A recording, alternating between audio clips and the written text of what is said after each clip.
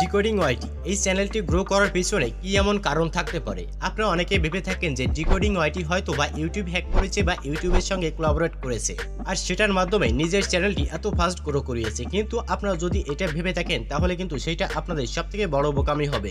কারণ এক কথায় বলা হয় যে ইউটিউবের সঙ্গে কখনো কোলাবোরেট করা যায় না বা ইউটিউব কিন্তু হ্যাক করা যায় না। decodingyt চ্যানেলটি এত ফাস্ট গ্রো করার পিছনে যে মেন তিনটি কারণ রয়েছে বা যে তিনটি সিক্রেট রয়েছে, এই তিনটি সিক্রেট কিন্তু decodingyt আপনাদের সাথে কখনো কোনো ভিডিওতে শেয়ার করবে না। কারণ কোনো কন্টেন্ট ক্রিয়েটর চাইবে না যে আপনারা তাদের থেকে বড় ক্রিয়েটর হয়ে যান বা আপনাদের ভিডিওতে তাদের থেকে অনেক ভিউজ আসে।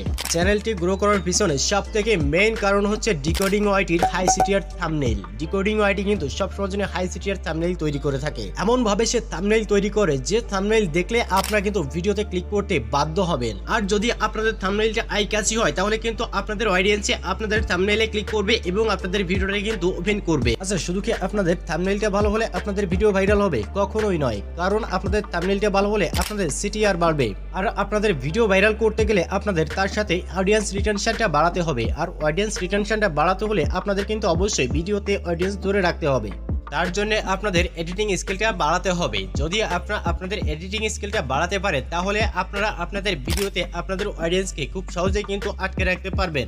আর আপনারা কখনোই এক ভিডিও ক্লিপস বারবার ব্যবহার করবেন না। আপনারা যদি একই ভিডিও ক্লিপস বারবার ব্যবহার করে থাকেন তাহলে কিন্তু আপনাদের অডিয়েন্স বোরিং হয়ে যাবে আর আপনাদের ভিডিওটা স্কিপ করে চলে যাবে। তাই আপনারা চেষ্টা করবেন প্রতি 5 থেকে 7 সেকেন্ড পর পর আপনারা কিন্তু ভিডিও ক্লিপস পরিবর্তন করবেন। আর আপনারা সবসময় জন্য চেষ্টা করবেন আপনাদের ভিডিওতে এমন কিছু দেখাতে যেটা দেখলে আপনাদের অডিয়েন্স ভিডিওটা দেখলে একদমই বোরিং হবে না। যেমন আপনারা ভিডিওতে sound effect, text, PNG, emoji এসবগুলো অ্যাড করার চেষ্টা করবেন। এসবগুলো অ্যাড করলে হবে কি আপনাদের অডিয়েন্স কিন্তু কখনোই বোরিং হবে না আর আপনাদের ভিডিও কিন্তু তারা ধৈর্য সহকারে দেখবে আর আপনাদের অডিয়েন্স রিটেনশন কিন্তু বেড়ে যাবে আর আপনাদের ওয়াচ টাইমও কিন্তু সেই সাথে বেড়ে যাবে। ভিডিওটা কিন্তু ভাইরাল হওয়ার পথে এগিয়ে যাবে।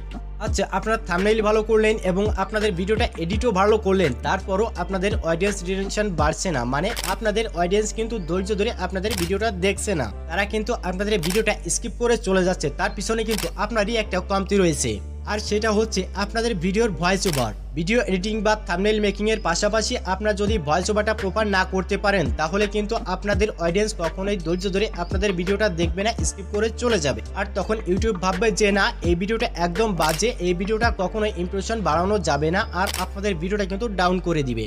এর জন্যই কিন্তু আপনাদের থাম্বনেইল প্লাস আপনাদের ভিডিও এডিটিং প্লাস আপনাদের কিন্তু ভয়েস ওভার সবই প্রপার থাকতে হবে।